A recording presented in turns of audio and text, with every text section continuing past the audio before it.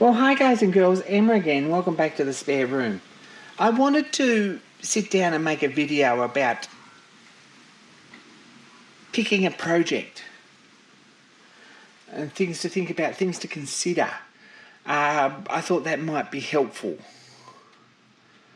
I don't think it's going to be hey look, here is four projects, pick one. It's going to be a bit more general than that, and there might be a lot of talking in it, and I do apologise for that. But I wanted to discuss a bit what's involved in making a basic steam engine. There's a question I get asked probably twice a week is, what's a good beginner's project? No such thing. No such thing at all. They're all good beginner's projects. Well, some of them are going to take a lifetime to finish, and you don't really want to set into something that's going to take a lifetime to finish first up, because you'll never get anything else done. And that's kind of where I'm at with it. This is a pretty good little project. I think I've built two of these. This is Steve's model engine, Steve's Workshop's model engine. It's on the internet, the PDF plan.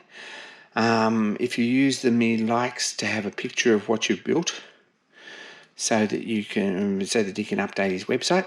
But this is a pretty neat, tidy little engine. stevesworkshop.co.uk. I think the Steve's Workshop's got a dash between it.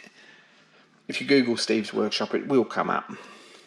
This is a pretty nice little single-acting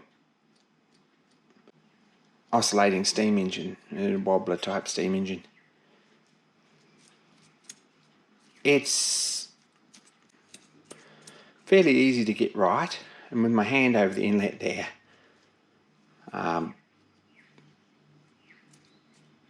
it's bouncy, so it's airtight. It's not a bad engine. It's all brass more or less with a steel crank. It's all, I guess it's all bar stock, and it's fairly easy to get right. There's 1,000 things you could do to improve it or to change it. You could make an A-frame, or you could make a casting if you've got access to basic foundry stuff, or you could put a spoke flywheel on it. There's different materials you can make out of this. You could put different screws in the top. You could put different fittings and an oiler on it. But it's a pretty basic little engine that's going to run very nicely, and you're going to be really pleased with it, and you're going to put it back together and hook the air compressor up to it, or hook the steam engine up to it, and it's going to run beautifully. That's a pretty good beginner's project. Another really nice beginner's project, if you're looking for something and you want to buy a kit, this is one that I built. This is Myford Boy's engine. You're familiar with Myford Boy on YouTube. He does the castings for these. This one, the only real gripe I had with it is that it had a hard spot, piece of drill something in the flywheel, and it was very, very difficult to get finished right. Probably if I had wrote to him and asked him, he might have sent me another one. But I didn't do that, and I got it right. But this is a little piston valve engine, very similar valve arrangement to the PM Research engines, which are very, very popular in America. But it's Myford Boys designed. These parts are just cut and filed out pieces of tin. The piston and the piston valve are machined rods. The end pieces are just machined up out of solid. And there's a base casting, which is marked, have a look on there, Fairfax Engines, which is Myford Boys company, and a zinc flywheel. And that's a really pretty little engine. It's going to take a bit. You get the plans and the castings and some instruction sheets. It's something that you can do. It's going to take a bit more work than this. I'd say there's 3 times as long it's going to take you to make this, as many hours to make this as to make that. But it's a very pretty little engine. It runs like a dream. It's reversible. It's got reversing valve gear, a slip-eccentric reversing valve gear, which is really nice. And it's a pretty decent little steam plant. The same parts are also used to build Myford Boys' little steam traction engine, which is quite a big project. But these are all still beginner projects. If you got into this and you made inroads into a part every weekend, you would find before very, very long, you would have a box full of parts ready to bolt together and an engine that runs. And that's the most important part. You've bought a lathe, you've bought a milling machine maybe, you've got a bench and a hammer and a centre punch and some hand tools and a ruler and a vernier, maybe a micrometer. And this box of parts arrives on the bench from the UK or from Myford Boys Workshop. The most difficult part of this whole project is getting started. If you can get in and you can do a little bit every week and break it down into little parts, if you can make the flywheel one week, machine it up, next weekend you can shorten some bolts if you only got an hour. The weekend after that you make the cylinder or make a start on the base and machine it up. These are all little components that you can do easily in half a day, 3/4 of a day in the workshop on the weekend. And at the end of a few months, you can have enough bits to put it together and start thinking, hey, look, I can get this finished in a few weeks. And from that point of view, a beginner's projects, I think the thing that you need is something with good drawings, some sort of instructions. Both these engines do have some sort of instructions that say, this is how this fits together, this is how I put this together, this is the fits and finishes that this should have, and this is the bits you make before you make this bit, that sort of thing. If you pick a project that has that, and reasonable drawings and a set of units that you're comfortable with, whether that's inches or metric, I believe this might have been metric. At the end of it, you're going to have a pretty nice little engine that runs like a dream and is quite a nice thing to have on the bench or on the shelf while you start the next one. So, to my mind, that's a pretty good beginner's project. This book comes out a bit when people talk about beginners projects. This book, Model Engineering Beginners Projects, this book comes out. It's not really a beginner's project. It fulfills all the criteria, and yes, you can make this. If you've got a bit of tenacity and you want to stick around and you've got 12 months of weekends to make small parts, and you can mentally break this up into enough small projects that it doesn't get boring, then this is a beginner's project. All the information is in this book. There's a lot of good, well-written text on how to make things and the procedure, order of operations, all those sort of things, how to get things to size, how to finish it. And from that point of view, you've got an engine that certainly is a beginner's project. There's good drawings available, there's castings available. If you muck something up, you can order another one.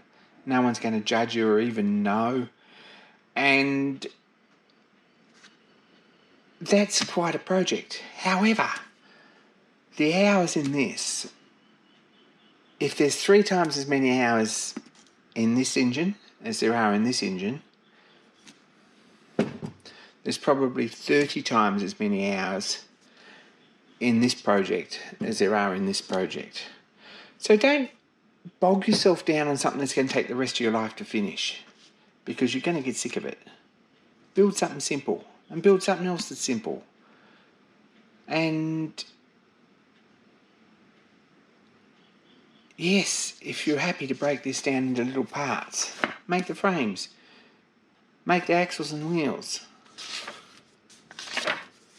make the rods, make some of the boiler fittings, make some of the cab fittings. And eventually you'll end up with a locomotive, but it is a big project. And from that point of view, you need to build a locomotive that you're passionate about. This one's simple, but if you're going to sit down and build a locomotive or a steam locomotive or a stationary engine or something like that, build something that you're really passionate about, because if this isn't your style of railroading, you'll never get it finished. And it's as simple as that. I guess moving on from that, I guess the next style of casting project or kit, and the next level is something like this. And this isn't really a beginner's project. I bought this half finished and I will eventually finish it. But this is a little stationary engine. It's a petrol engine. And it comes with drawings for everything from the spark plug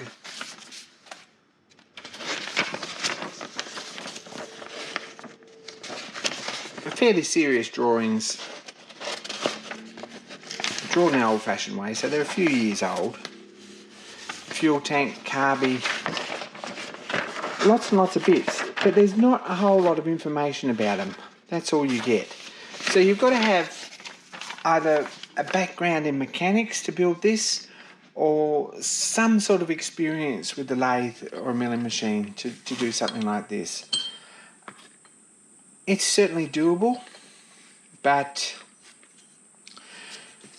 it's a lot of hours and a lot of thinking and a lot of complicated little setups and some pretty precise fits and tolerances to make it work.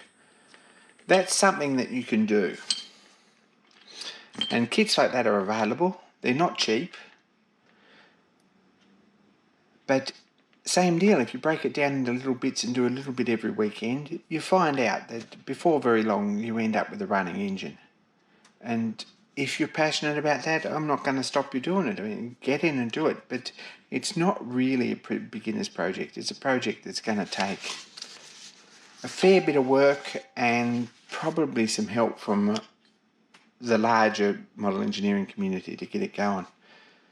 And you're probably going to need to join a forum or a group or get together with people or ask questions in order to get this engine up and going.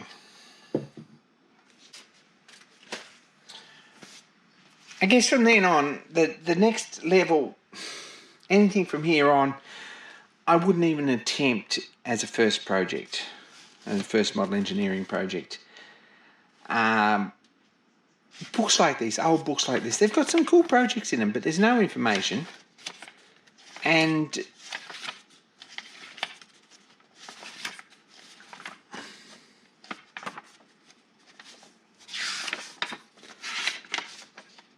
they're quite old-fashioned. There's no castings available. You're going to need to make patterns, and there's a chapter in this book by Muncaster, which was actually published 1903, something like that, in Model Engineer. This is a reprint. First published 1912, this book. But Muncaster's engines, they're really nice, and there's some really pretty industrial design engines, and Muncaster, I think, was probably actually a steam engine designer.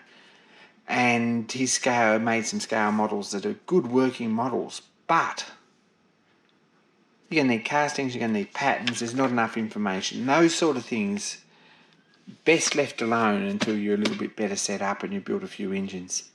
It can be a pretty crazy job. Sometimes this woodcut from a magazine, I saved this from a book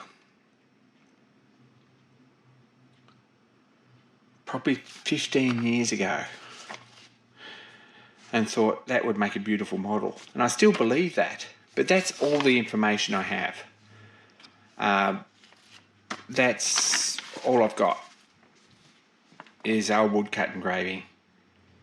Travelling on from that, I now have a pattern for the flywheel. And I probably have the skills to make that little engine, but at this point, there's a lot of work in that, and don't ever be fooled that building something from something like that is going to test you.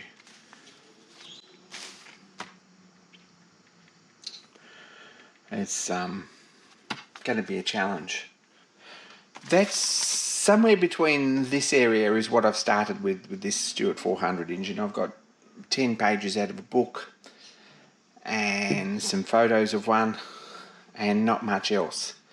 So it's coming together well, but it's a big project and it's something that probably you shouldn't take on very lightly. So from that point of view, I've probably waffled on long enough, but a really good place to start, if you can find enough information on building a model kit that you're comfortable in starting into it. If you read the book or read the instructions or watch the video and think, yeah, I can make that, get in and make it, absolutely. Get started. Spend a little bit of time, downtime, in your workshop, making things, and then when you get to Monday morning and you get to work, you don't think, gosh, what have I done with the week? I've come to work. I went home and I watched TV. I went out Friday night and played the pokies, and I put a heap of I put my blood pressure through the roof looking at political memes on Facebook, and I walk the dog, but I haven't done much else really. And that's the road to depression and lots of mental health issues. I'd like to cover that. I'm working with a couple of people actually to cover that with some detail a little bit later on. But now's not the time to do it. But if you can post to Instagram even and have a record, a blog, post a picture to Instagram or to Facebook and say, or to a forum, and say, hey, look, I finished this part, or I finished this part, or I cut the bolts for this, or I made the springs for this weekend. I didn't do much, but they're bits and they're finished. And as standalone projects, they're finished. That'll get you through to the next weekend, and it'll make the rest of the things that happen from day-to-day life feel a little bit more like they're not just a means to the end. And that's what we're all about, and that's why I do this, is because working on a project like this or working on a project like this and making a record of it, it's a wonderful thing really to be able to look back and say, yeah, 12 months ago I started the patterns for this and I thought, what a crazy job. There's a lot of bits here. And 12 months on, I've got an engine that's starting to look like an engine, and all it needs, it's the machining sort of halfway. We'll get there. It's important for you, if you're watching this video, then I'm going to go out on a limb and say it is important for you to find a project and to make a start on it. Whether it's a tiny little project you can finish in a couple of months working 3 or 4 hours a weekend, something like this.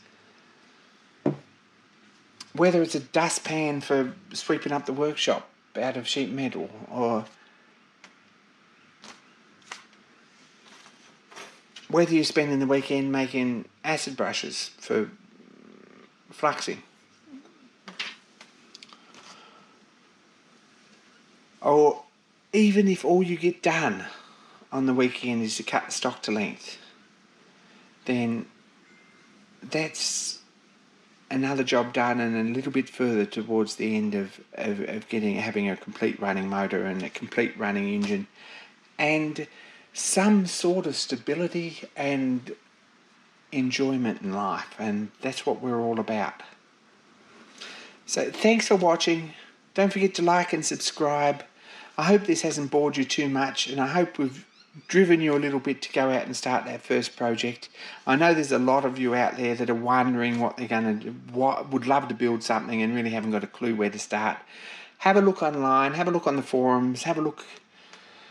I find that photo albums and forums are depressing because they're beautiful, beautiful, beautiful work, but it's something to work towards, and with a few little touches and some fairly basic lathe, and well, I did this one all on the lathe. Some fairly basic lathe and handwork, you can have a running engine without too much work. So be kind to each other. Don't stress about your political leaders or about climate change or anything else. Just get in, make some parts, make your own little difference in your own little life, and the things you can't change, well, they'll come to a head eventually.